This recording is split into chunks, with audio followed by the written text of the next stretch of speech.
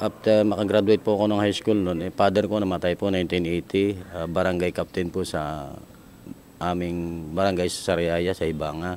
Panahon po ni Marcos, Presidente Marcos. Namatay po yung father ko hanggang sa nagtatrabaho po ako sa amin lugar. Lagi na lang po akong pinupuntahan na mag-asawa ni Leopoldo Mabilangan at saka ni Kahasmin, yung mag-asawa, at ako'y pinipilit na nabibigyan ng mga pag-aaral sa araling mga pang-komunista. At itong po mga humigit ng mga 2 taon na pabalik-balik niya sa akin, kinukumbinsin niya ako na makasama sa Kilusan, at bilang na ang sabi po ay ako'y isa sa napipili na humawak ng armas at itaguyod ang pakikibaka. Ngayon po, hanggang sa ako po'y hindi po ako nila nilubayan hanggang sa ako po'y kanilang napilit na napasama sa Kilusan. Hanggang sa nag-umpisa po ako ay 1981. Ako milas po kami bilang SYP po muna noon. Hanggang sa after mga 3 months po, binigyan kami ng dito po ng trainee military basic course sa barangay Pinagnarahan po, Nakar, Quezon. Hanggang sa lumipas po yung mga after 2 months o hanggang 3 months yung aming BKM, Batayang Kursong Pangmasa, ay may mga test mission pong binigay sa amin na unang-una po, test mission namin yung pong si Captain Katapang pa po nun. Hanggang sa tuloy-tuloy pong pagkilos, nagbuo po kami ng kumpanya. Kumpanya po, kung tawagin ay LYG, Larangan Unit Guerrilla. Kami po kumikilos sa Laguna, Quezon. Ang akin po si uno ay si Tercio Alcantara. Mga munisipyo po pinapasok namin at saka kakandak din po kami ng mga ambush. Marami po kami mga naging partisipasyon diya sa gawaing trabahong makabila. Ilang taon kayo halos sa nanungkulan sa Kilusan? Humigit kumulang po kay 8 taon. 8 taon. Sa 8 taon yan, anong hindi nyo makakalimutan? Ang hindi ko po makakalimutan ay yung pong nangyari na ito pong paglilinis po sa aming Kilusan. Yung kung tawagin ano po, sabihin paglilinis? yung kung tawagin po ay Operation Missing Link ng Kangaroo Corp po, Operation Porga. Okay. At yan po ay umpisa doon, kaya po nagkaroon ng ganong paglilinis. Di umano po ay nagkaroon ng paghihinala na kami daw ay napasukan na ng Deep Penetration Agent, yung pong DPA. Unang-una nga po naming inaresto diyan ay yung po, kung natatandaan po inyo, yung grupo ng Alex Bungkayo Brigades dito sa MR, Manila Rizal po ang area. Yan po kaya namin pinapasok sa Sunang Guerrilla, nag-conduct po ng isang trainee, di umano para hindi makahalata ang ABB. Subalit nung trainee po yung SF yung kung tawagan ay Special Forces ng New People's Army. Doon na po pagdating po ng hapon, gabi, kami rin po nag-aarestuhan.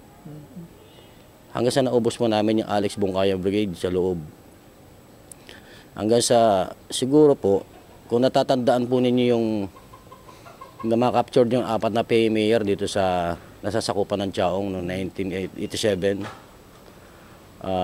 40 na po pinapatay noon. May mga top brass mong kasama doon. Pagka-release po namin doon sa 4 na PMA, back to trabaho ulit ho kami sa bundok. At meron pa ho kaming mga bihag doon na kasamahan namin. Doon nga po ako nalumural Sa dami po ng mga binihag na yan, mga inosente naman po yung mga yung pinaghihinalaan nila.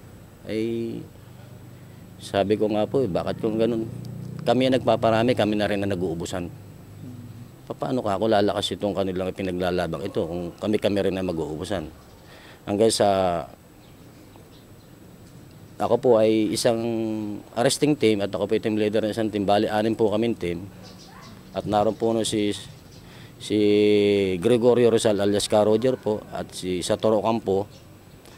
At yung po mag-asawa ni Carolina Malay ng panahong yon. Sila bilabas pasok dahil ang sabi po ay marami ang mga pinaghihinalaan na kasapi ng partido na napasukan tayo ng deep penetration agent. Unang-una po, pinaghihinalaan po nila si Leopoldo Mabilangan alias Kahektor. Siyempre kami po yung mga recruit ni Kahektor. Ang inuna po ay yung mga recruit, hindi po yung mga unang pinaghihinalaan. Ibig sabihin po, ang inuna muna nila ay yung mga sanga, hindi yung ugat. Hanggang sa marami na pong ibinaon sa amin, humigit kumulang na po sa 160 katao. At wala naman silang napatunayan na talagang mayroon deep penetration agent sa loob na ganong karami. Dumating uli sa Torocampo, sabi, itigil na yung mga pagpatay sa ating mga kasamahan at wala tayong basihan na talagang mayroon DPA sa loob. So ito na ang dahilan, ibig sabihin ng ikaw ay nadismaya sa kilusan at ikaw ay lumabas na sa nasabing grupo. Ay diyan na po nag-umpisa dahil ang unang-una po, isa po ako sa pinaghihinalaan, wala po naman akong alam doon sa kanilang binibintang sa akin. Sabi ko nga po, sa ginawa kong pagtulong sa kilusan noon, ay ni disciplinary action, wala po akong natatandaan dahil tapat po ako sa aking pagsiservisyo sa kilusan. Subalit nung pong sabihin nila na ako'y DPA at ako'y mayroong hukay na, siguro nagdalawang isip po ako. Sabi ko kung ganito rin lang, may ayawan naman Sabi ko, magbabalik loob na lang ulit ako sa gobyerno. So isang pagkakataon po naman noon, nung pong ako'y nag-iisip po na ako'y mag-awol, marami po kahit sa ako'y opisyal na sumurrender. Ang ginawa ko po, sa mga paabot sa mga kamag-anak nilang ng opisyal na sabi ko, mas gusto ko pa yung makaptured ako kaysa sumurrender. Dahil ako, pagka ikay sumurrender, paghihinalaan ka lang ng kabila na ikay nagre-report. Kung captured po, nangyari po sa akin captured. Nakaptured po ako ng mga tao ni Captain Manuel Barcena po, CEO po ng 237 PC Company sa Candelaria, Quezon po. Ang provincial commander po noon ay kung nabubay po, si General Reynaldo Waycuco, at ang regional commander po noon sa PC si General Evaristo Carreño po. Sa assault kong commander po noon ay si General Galido. Noong po mga panahong yon, ako po na-captured hanggang sa ito naman po si CEO ng 237 PC Company na si Captain Barcena po noon. Ginawa po niya akong security, tiwala sa akin. Hanggang sa 5 buwan ho kami magkakasama, hindi ko muna ako'y napapansin niya na ako'y hindi makatulog, lagi akong balisa. Sa kadahilanan nga po na yung nangyari sa kabila, hindi ako matahimik. Ako po'y gusto ko pang mabigyan, iisip ko gusto ko mabigyan ng katarungan yung mga pagkamatay ng aking mga dating kasamahan na naghihirap din sa bundok. At noon po, binulugar ko po yan, sinabi ko po sa akin CEO, hanggang sa nag-usap sila ni Task Force Hunter Pontanilla po noon, hanggang napunta ng provincial headquarters po sa Campo Nacar, yun nabuo na po. Sabi po sa akin kung sigurado ako doon sa ipahuhukay ko. Sabi ko sigurado po ako. Matagal ko pong pinag-isipan yan. Nagkasama tayo nung panahon yun ng killing fields na yan sa lalawigan ng Quezon. Ito ba nangyayari pa rin sa kasalukuyan? So, yan po sa kasalukuyan, nangyayari pa rin po yan. Hindi pa po tapos yan yung kanilang mga paghihinala sa mga kasamahan. Wala pong tigil yan. May mga pagkakataon po talaga mangyayari yan. So ano ngayon ang masasabi mo at ikaw ay nasa panig na ng pamahalaan at ano may papayo mo ngayon sa mga kasamahan mong naibang pa sa bundok? Siguro naman po hindi naman ako nagkulang noong pa man ako nagpaalala sa kanila. At marami na rin po naman akong napasurrender. Sa ngayon po naman, alam ko may nariligaw pa rin ng landas. Alam ko naman na hindi ninyo alam ang hindi nyo pinaglalaban. Dahil ang mas marami po nakakaalam dyan sa kanilang paghawak ng armas, ay sa baril lang hindi nila alam kung ano yung kanilang talagang prinsipyo na ipinaglalaban. Kung ito nga po ang akin po lang masasabi na narayan po sa kabila at nananatili pa rin dyan, kung ito nga po si Ka Roger, matagal na sila sa kilusan, umalis hanggang namatay. Si Leopoldo Mabilangan po, si Ka Hector, umalis din. pantay na ang paa nyo dyan, hindi pa ninyo makakamit yung inyong pinaglalaban. Totoo yan. Paparon pa lang kayo, kami galing na dyan. Sa ganda po naman ng mga binigyan ng gobyerno sa atin para tayo magbago. Samantalahin nyo yung ganong pagkakataon at saka pati, siguro naman wala nang gaganda rito sa ating gobyerno kaysa itatatag pa din yung gobyerno sa darating na araw. Nagpapakahirap lang kayo. Kung kayo naman ang gusto ko, mulat ang inyong mata, ang inyong gisingin, yung inyong isip. Wala kayong kinabukasan dyan sa bundok. Mas gustuhin pa ninyo ang mamatay dyan na hindi niyo makamit yung pinaglalaban nyo. Magbagong buhay na kayo, ang inyong samahan ngayon ay yung pamilya ninyo para mabuo yung pamilya nyo. Kagaya ng ibang nariyan po sa kabila, namumundok, hawak ay baril, iniwan nyo kanyang pamilya, walang trabaho. Siyempre, yung mga anak, nangangailangan din po yun ng gabay na isang ama, pagpapalaki sa kanilang mga anak. Paano kung walang magulang, walang lalaki, hindi kompleto ang paghahanap buhay, kaya hindi magkaroon ng magandang pag-aaral sa kakulangan po ng katuwang sa buhay. Nung ikaw ay nasa loob ng Kilusan, ano ang mga pinangangambahan mong mangyari sa buhay mo noong panahon yun? Noon po ay alam ko po naman lahat tayo ay may mga tensyon, takot. Yan pong unang-una yung biglang ma-surprise ka po ng sinasabi natin nasa gobyerno. Bagamat malaki din po kami puwersa noon, kami kumpanya 60. Ayun noon po ang aking pinangangambahan yung pong bigla akong magigising na lang ganung putukan. Siyempre, mahirap pong gisingin ka ng putukan. Hindi mo alam ang gagawin. Pero sa akin po naman, hindi naman ako nangyaring ganun.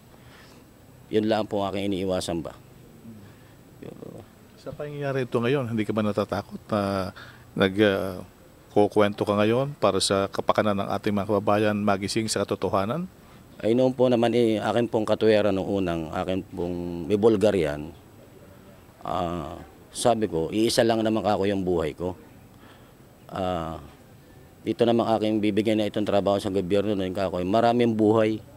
Marami pong buhay.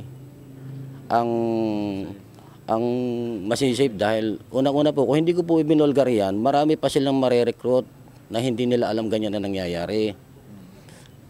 Sa akin po naman hindi naman ako takot mamatay. Lahat po naman tayo mamamatay. Kaya naman sa katuwiran ko nung panahon na rin si Ka Roger, sabi ko kung tanggap ko ang kamatayan, Ka Roger, sabi ko, nandiyan ka naman, ikaw muna. So sabi ko, hindi ka naman tatagal 100 taon . Sabi ko, totoo po yan. Dahil lahat naman to tayo ay, sabi nga natin, kung uukol, bubukol. Yan po naman, tayo naman hindi takot mamatay. Hindi ka ba nangamba na yung mga anak po ay sumunod sa yapak mong pumasok sa Kilusan? Siguro po ay sa akin pong paggabay, siguro po ay baka wala. Mas nililinaw ko po sa kanila yung yun dito sa gobyerno kasi kaya maligaw ka ng landas. Unang-una nga po ang pinagsisisihan ko noon wala naman akong bahagi ng karahasan ng militar noon. Ako nga pula medyo talagang hindi tinigilan na mag-asawa ni Ka Hector. Parang experience na rin po sa akin. Yung pangyayaring yun. So nasa siyang pagkakataon, manawagan kayo sa mga nasa bundok? Ako nananawagan sa aking mga kaibigan at mga kasamahan dati dyan, mga naliligaw pa sa bundok. Siguro naman wag na kayo wag na niyo magpaligoy-ligoy pa sa inyong pag-iisa. Malinaw naman. Naging huwaran na nga kami, kaya nga si Ka Roger na yan, umayaw na rin sila. Si Ka Hector, si Tercio Alcantara, inahuli lang. Pero talagang daman-daman din nila yung mali yung talagang paniniwala. Ay darating ang araw, sabi nga, baka kayo magsisi sa huli. Habang maaga pa, ay kayo na rin na makakatulong sa inyong sarili para magbagong buhay. Hindi kami. At hindi rin sila.